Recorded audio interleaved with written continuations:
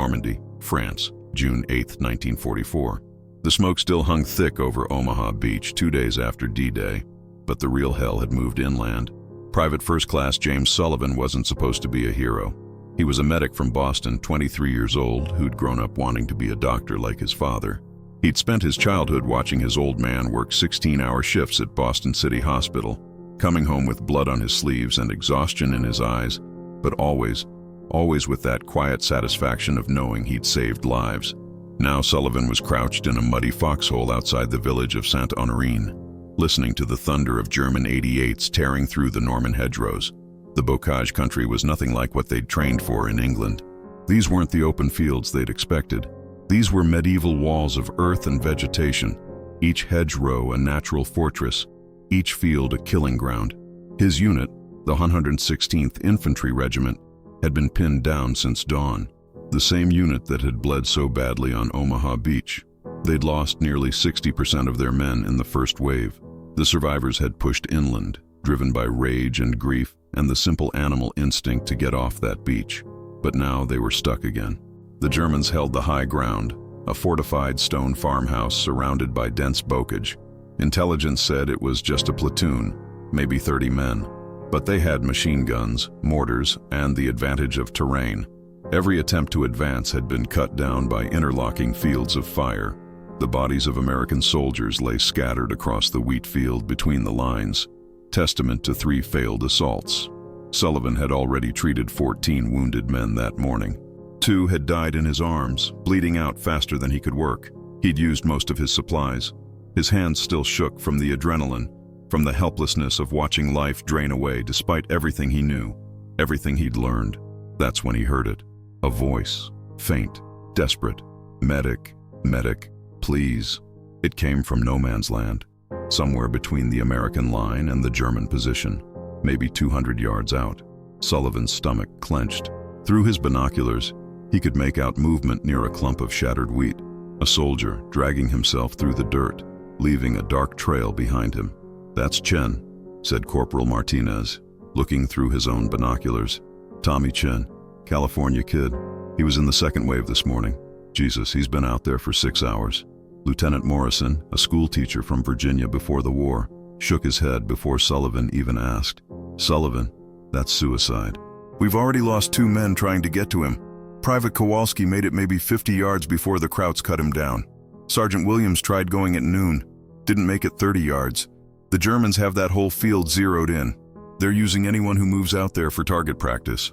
But the voice kept calling, weaker now, more desperate. Sullivan could hear the pain in it, the fear.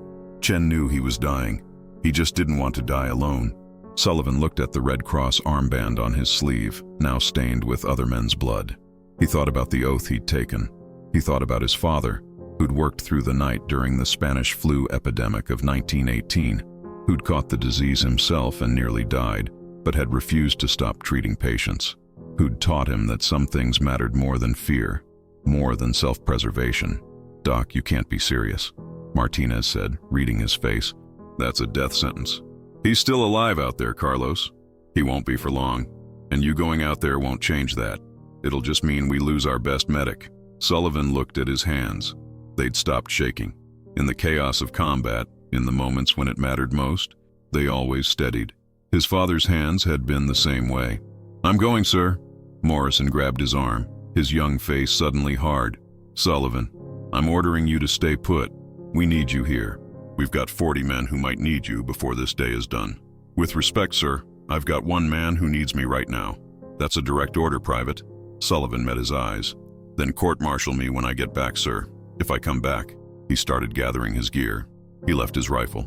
Medics weren't supposed to carry weapons anyway, though plenty did. The Geneva Convention said medics were non-combatants, marked by their Red Cross armbands, not to be fired upon. In reality, German and American soldiers mostly respected this. Mostly. But in the heat of battle, with smoke and confusion and fear, all bets were off. He checked his aid bag. 3 morphine syrettes left, handful of sulfa powder packets, some bandages, 2 tourniquets, a few plasma containers. Not enough. Never enough. He grabbed extra supplies from the company aid station, stuffing them into every pocket. Martinez gripped his shoulder. "Doc, this is crazy. "This is the craziest damn thing I've ever seen." "Probably," Sullivan admitted. "But I can't just listen to him die out there, Carlos. I can't." He said a prayer his mother had taught him as a kid, the same one she'd made him memorize before he shipped out. "Yeah, though I walk through the valley of the shadow of death, I will fear no evil." Then he went over the top. The first 20 yards were the worst. His body wanted to run, to get across the exposed ground as fast as possible. But running meant standing up. Standing up meant dying. So he crawled, his belly scraping the mud, his elbows digging into the torn earth. The wheat had been chest high once. Now it was shredded by shell fire, offering almost no concealment. Behind him, he heard Morrison shouting orders. Covering fire. The American line opened up, rifles and machine guns hammering at the German positions. It wouldn't do much. The Germans were too well dug in, but it might make them keep their heads down. Might give them a chance. The first 100 yards weren't so bad. He crawled through mud and blood and things he tried not to look at too closely. The detritus of war, spent shell casings, torn equipment, a boot with a foot still in it. He focused on moving forward, on the rhythm of it. Elbows, knees, elbows, knees. The German machine guns were focused on the American line responding to the covering fire, not on one crazy medic crawling through the grass. Then Chen cried out again, louder, more desperate, and Sullivan heard German voices, sharp orders being shouted. They'd spotted him. The first burst from an MG-42 kicked up dirt 3 feet to his left. The sound was like ripping canvas, impossibly fast, 1,200 rounds per minute, Hitler's buzzsaw. Sullivan flattened himself into the earth, pressing his face into mud that tasted of copper and cordite. His heart hammered so hard he thought it might burst through his ribs. He counted to 10, trying to slow his breathing. Then he started crawling again. Another burst, closer this time, close enough that he felt the shock of the bullets hitting the ground. The Germans were toying with him, he realized, seeing how far he'd go, how much he could take. Maybe they respected the Red Cross armband. Maybe they thought he was insane. Maybe they just wanted to see if he'd break and run, give them an easier target. He didn't run. An hour passed, then 90 minutes. The sun climbed higher, turning the field into an oven. The temperature had to be 90 degrees, maybe more. Sullivan's canteen was empty within the first hour. His knees were raw and bleeding through his torn pants. His elbows were worse. Every rock, every root, every piece of shrapnel embedded in the ground dug into his flesh. But the voice was closer now. He could hear Chen's labored breathing, wet and rattling. Lung shot, probably, or blood filling his throat. Sullivan had heard that sound too many times. "Hold on, Tommy," he whispered, knowing Chen couldn't hear him. "I'm coming. Just hold on." 2 hours in, his arms started to give out. Crawling that distance, carrying 40 pounds of gear, took strength he didn't know he had. His muscles screamed, his vision blurred with sweat and exhaustion. He wanted to stop, to rest, to close his eyes just for a minute. Then he heard Chen sobbing, quietly, the kind of crying a man does when he thinks no one can hear him, when he's given up hope, when he's making his peace with dying. Sullivan crawled faster. 3 hours in, a mortar round exploded 40 yards behind him. The concussion lifted him off the ground and slammed him back down like a giant hand had swatted him. His ears rang with a high-pitched whine that drowned out everything else. Blood trickled from his nose. His vision swam with dark spots. For a long moment, he couldn't remember where he was, couldn't remember why he was lying in the mud. Then Chen's voice cut through the ringing, calling for help, calling for anyone. Sullivan shook his head, trying to clear it. His whole body hurt. He tasted blood, but he kept crawling. 4 hours. The sun was past its zenith now, starting its long afternoon descent. The wounded soldier was only 20 yards away. Sullivan could see him clearly now. Private Tommy Chen, a rifleman from the San Francisco Bay Area, 19 years old, baby-faced, always smiling. He'd shown Sullivan pictures of his family before the invasion. His parents ran a restaurant in Oakland. Tommy was going to take it over after the war, maybe expand it. His dad made the best chow mein in California, he'd said proudly. Now, Tommy lay in a spreading pool of his own blood. A piece of shrapnel had torn through his abdomen, probably from a mortar round. He'd been lying there since the failed assault at dawn. 9 hours, no water, no morphine, just pain and sun and the knowledge that he was going to die. Chen's eyes found Sullivan's. For a moment, there was nothing, no recognition, like he was looking at a ghost. Then something flickered there. Hope. disbelief, relief. "Doc," his voice was barely a whisper.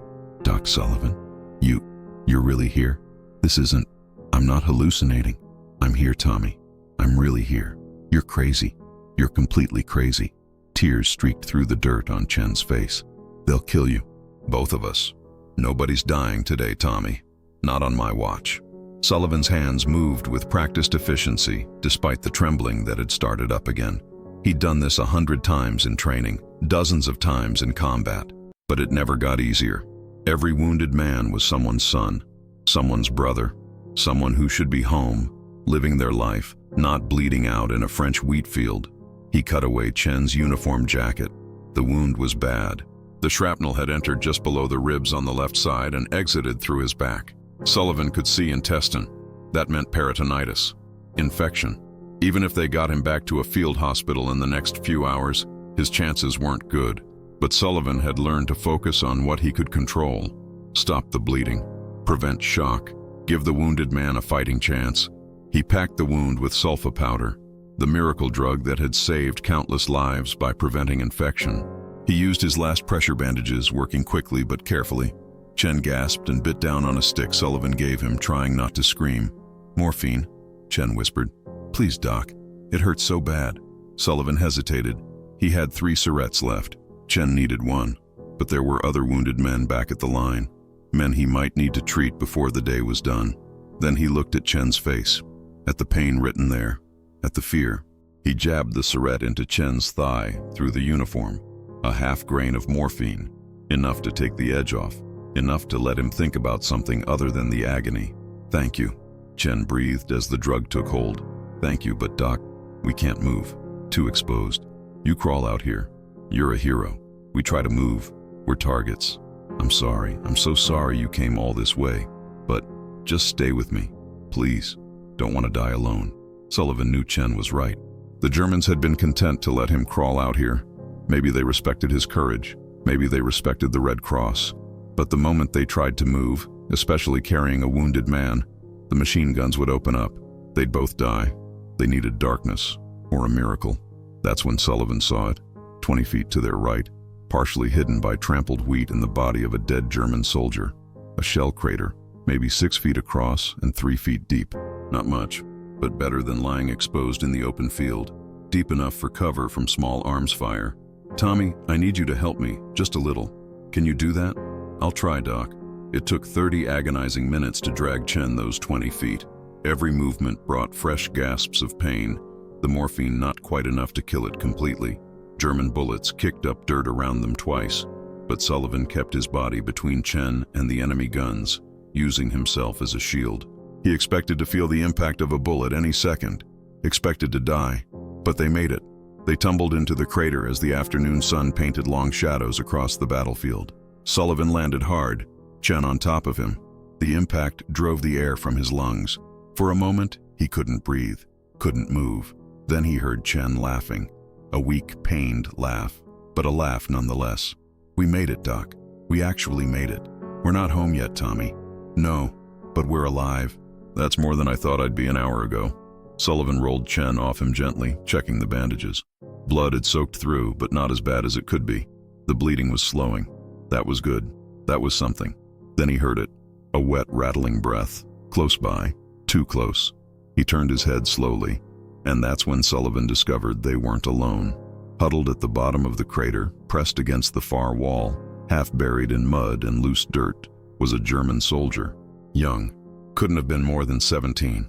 Blonde hair plastered to his skull with sweat and blood, blue eyes wide with pain and terror. His Feldgrau uniform was soaked with blood from a wound Sullivan couldn't see yet. For a frozen moment, the 3 of them just stared at each other.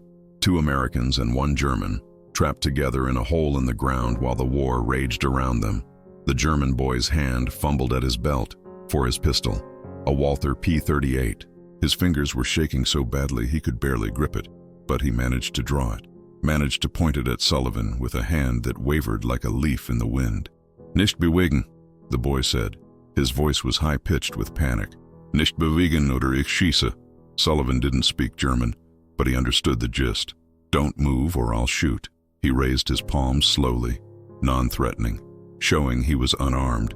His heart was hammering again, but his hands were steady. His voice was calm when he spoke.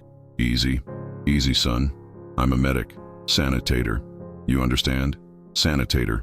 The boy's eyes flicked to the Red Cross armband on Sullivan's sleeve, then back to his face. The pistol didn't lower, but it didn't fire either. Sullivan pointed at his armband again, then at the boy's leg. That's when he saw the wound. The boy's left leg was mangled below the knee, nearly severed. A mine, maybe, or a shell fragment. The bone was shattered, visible through torn flesh. Blood pooled beneath him, far too much blood. He'd been bleeding for hours. He was going into shock. His lips were blue. His skin was gray. He was dying. Sullivan made slow, deliberate gestures, pointing to the wound, then to his aid bag, then back to the wound, pantomiming, wrapping a bandage. The German boy's face was a mask of confusion and fear. His eyes kept darting between Sullivan and Chen, trying to understand what was happening, why these Americans weren't killing him, why this medic wanted to help. You're going to help him? Chen whispered. Doc, he's the enemy. He's a kid who's bleeding to death, Tommy. He's a Nazi. Look at him. Look at his eyes. He's terrified. He's somebody's son. Probably got drafted, same as us. What if he shoots you? Sullivan looked at the German boy's face again. Really looked, past the uniform, past the enemy designation. He saw a teenager who should be in school somewhere, who should be worried about girls and grades not dying alone in a foreign country. Then he shoots me. But I took an oath, Tommy. I don't get to pick and choose who I help based on what flag they fight under. You're crazy, Doc. You know that? Yeah, I've been told that a few times today. Sullivan moved slowly, telegraphing every motion. He reached for his aid bag. The German boy tensed, his finger tightening on the trigger. But Sullivan kept moving with deliberate care, showing his hands, showing the medical supplies. He pulled out his last tourniquet, his last bandages. The boy's leg needed immediate attention, or he'd bleed out in the next hour. Sullivan pointed to the pistol, then shook his head, made a gesture of putting it down. The boy hesitated. Then, slowly, his arm lowered. The pistol dropped into the mud. He started sobbing. Great, heaving sobs. Hilfmir, bitte, Hilfmir. Help me, please, help me. Sullivan moved closer. I've got you, son. You're going to be okay. For the next 90 minutes, Sullivan worked on both men. He used the last of his supplies on the German's leg, fashioning a tourniquet from a torn shirt, packing the wound with sulfanilamide. The boy gasped and bit down on a leather strap from his gear, trying not to scream.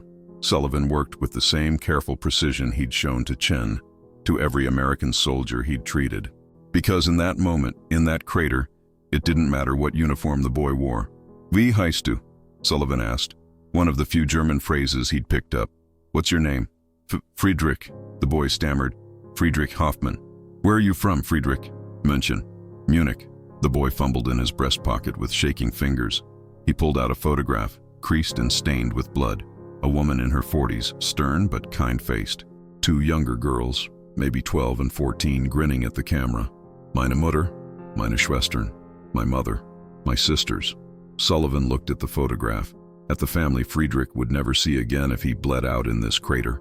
He thought about his own mother, waiting for letters back in Boston, about Chen's parents in their Oakland restaurant, about all the mothers everywhere who'd lost sons to this war. They're beautiful, Friedrich. You're going to see them again.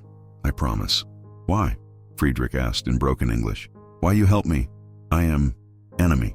Sullivan looked at him, this enemy soldier who was really just a scared kid far from home, and thought about the oath again, about what his father had taught him, about what it meant to be a healer. Because that's what medics do, Friedrich. We don't see uniforms. We don't see flags. We see people who need help.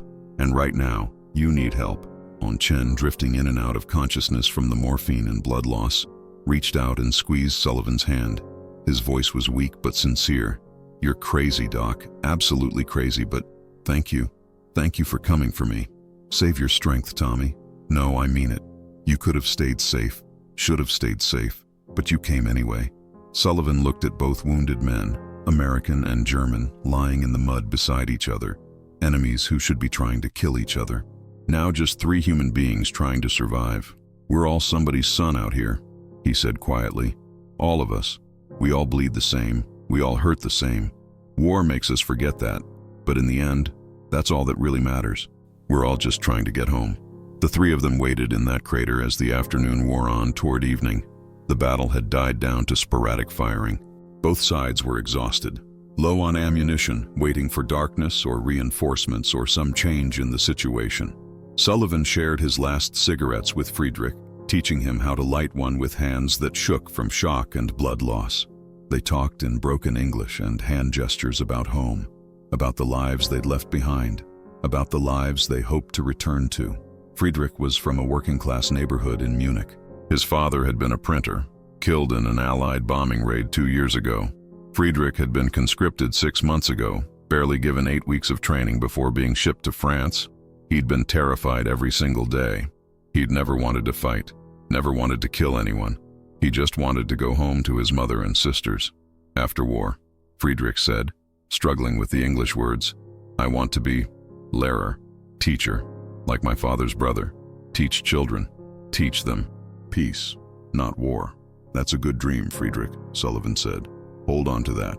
Chen, more lucid now that some of his pain had eased, told them about his family's restaurant, about his dreams of expanding it, maybe opening a second location, about the girl back home, Emily, who worked at the library. He'd kissed her once, right before shipping out. He was going to marry her after the war, if she'd have him. "She'll have you," Sullivan said. "And you're going to make her the happiest woman in California." As the sun sank lower, painting the sky in shades of orange and red, Sullivan found himself thinking about the absurdity of it all. 3 men from 3 different worlds, Boston, California, Munich, who should never have met, who should never have been here, who were only here because politicians and generals and forces beyond their control had put rifles in their hands and pointed them at each other. But in this crater, none of that mattered.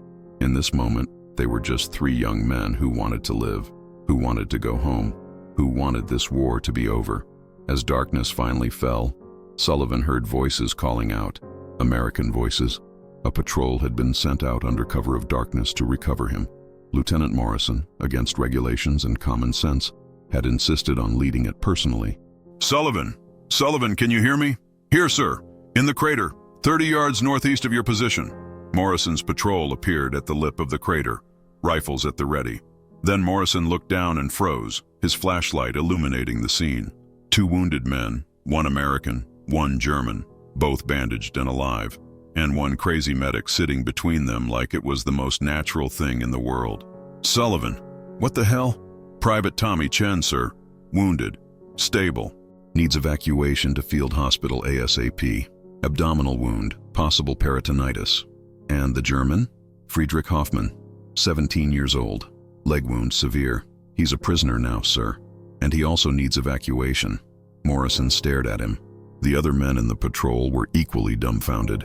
One of them, Corporal Jackson, raised his rifle toward Friedrich. "Sarge, want me to—" "Stand down, Jackson," Morrison snapped. Then to Sullivan, "You crawled 6 hours through enemy fire to rescue Chen, and then you treated a German soldier?" "With respect, sir, I treated 2 wounded men. That's my job." Morrison was quiet for a long moment, his face unreadable in the shadows. Then he nodded slowly. "All right, let's get them both out of here. Jackson, Wilson, you carry Chen. Harris, help with the German. Sullivan." He reached down, gripping Sullivan's arm. "You good to walk?" "Yes, sir." "Then let's move. Double time." They carried all 3 out of that crater.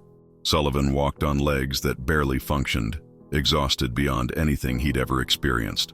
But he walked. Behind him, he heard Friedrich calling out weakly, "Sanitator! American medic! Danke! Vielen Dank! I will remember! Always, I will remember!"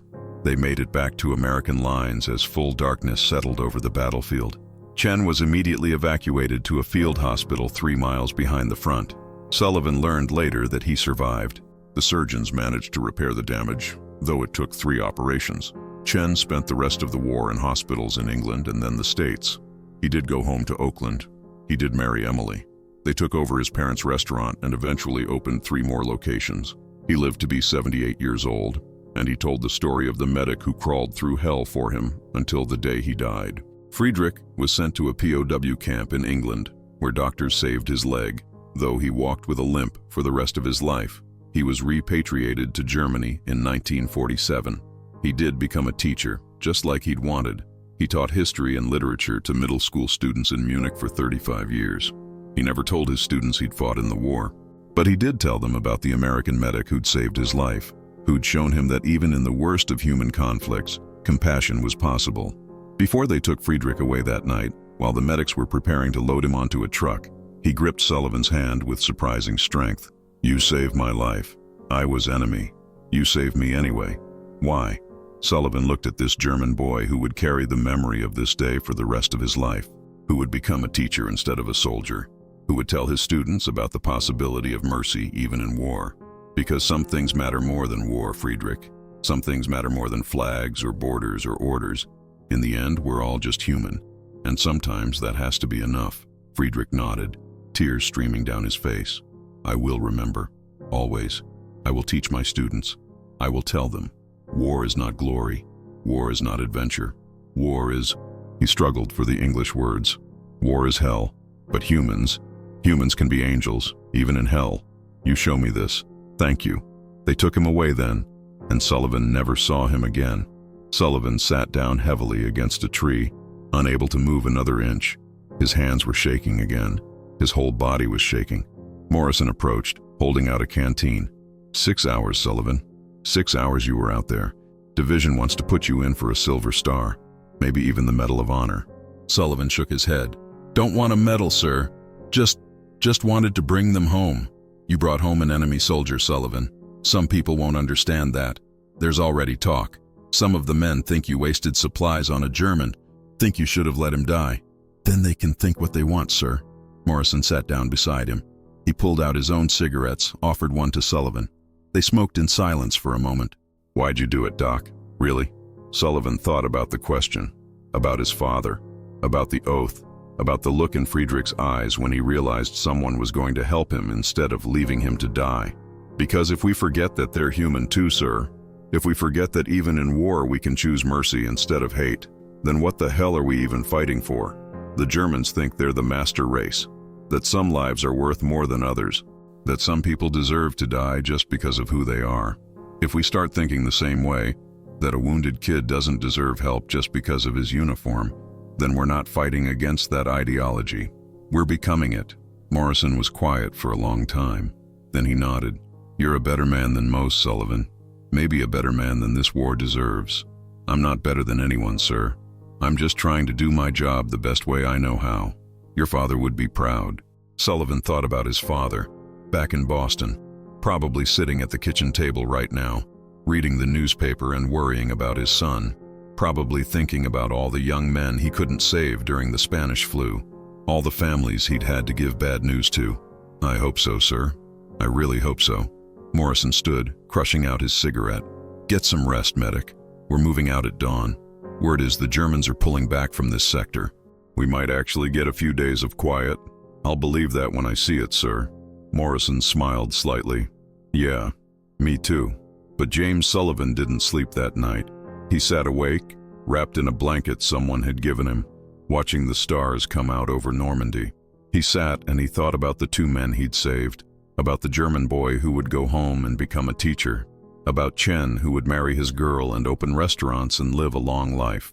He thought about all the men he hadn't been able to save, the ones who died before he could reach them, the ones who died in his arms despite everything he'd done.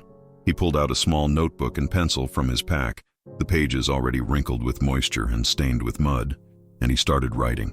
3 letters, one to Chen's family, telling them their son was alive and safe, that he'd been brave, that he'd held on long enough to be saved. One to his own father, trying to explain what he'd learned in that crater, trying to put into words why he'd risked everything for a wounded enemy, trying to make his father understand that the oath they both lived by didn't have exceptions for war. And one, carefully worded and probably impossible to deliver, that he asked the chaplain to somehow get to a woman named Greta Hoffman in Munich, telling her that her son Friedrich was alive, that he was safe, that he would be coming home when the war ended, that she should be proud of him, because some things, Sullivan had learned, mattered more than war, more than flags, more than the artificial lines men drew on maps and called borders, more than the uniforms they wore or the languages they spoke. Some things were worth crawling through hell for, some things were worth dying for, but more importantly, some things were worth living for. Worth making the hard choices for. Worth being human for, even when the world around you had forgotten what humanity meant. Sullivan finished his letters as the first light of dawn began to paint the eastern sky. Another day was beginning, another day of war, another day of blood and death and suffering, but also another day of being a medic, another day of saving lives, another day of proving that even in the worst that humanity could create, the best of humanity could still shine through. He tucked the letters into his pack, stood up on legs that were stiff and sore, and made his way to the company aid station. There would be wounded men today, there always were, and they would need him. That was enough. That had to be enough.